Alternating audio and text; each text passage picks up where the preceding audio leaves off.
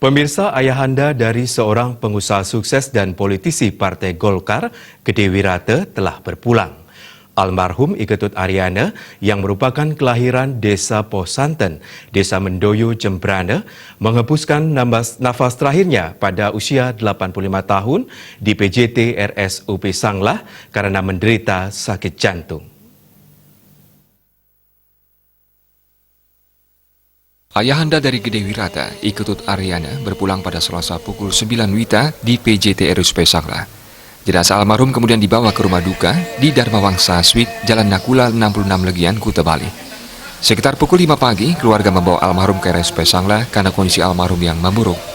Almarhum meninggalkan seorang istri, Ninyoman Wiriati, usia 87 tahun, dan 3 anak. Almarhum menderita penyakit jantung sejak 6 tahun lalu. Pihak keluarga telah melakukan berbagai pengobatan termasuk berobat ke Singapura.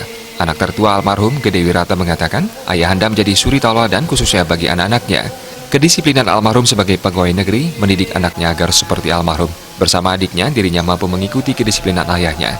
Hal inilah yang menjadi modal bersama adiknya Kadek Wiranata untuk menemani ayahnya sampai akhir hayat. Sang ayah sudah mendapat perawatan di Singapura selama hampir 4 bulan, dibantu juga oleh tim kesehatan dari RSUP Sanglah.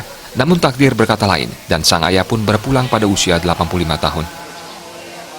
Artinya beliau dirawat jalan atau di rumah di sini. Jadi beliau sudah kena penyakit niki sudah hampir 6 tahun lebih. Dan pada hari niki beliau ya kembali kepada kehendak yang Maha Kuasa. Terima kasih buat rekan-rekan, buat teman-teman yang mengenal beliau. Karena saya sebagai wakil keluarga memohonkan maaf apabila beliau punya kesalahan-kesalahan yang disengaja dan Hari baik untuk upacara terkait berpulangnya sang ayah belum bisa diputuskan.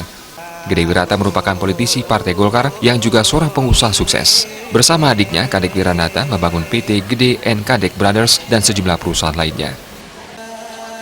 Artaya, Bali TV.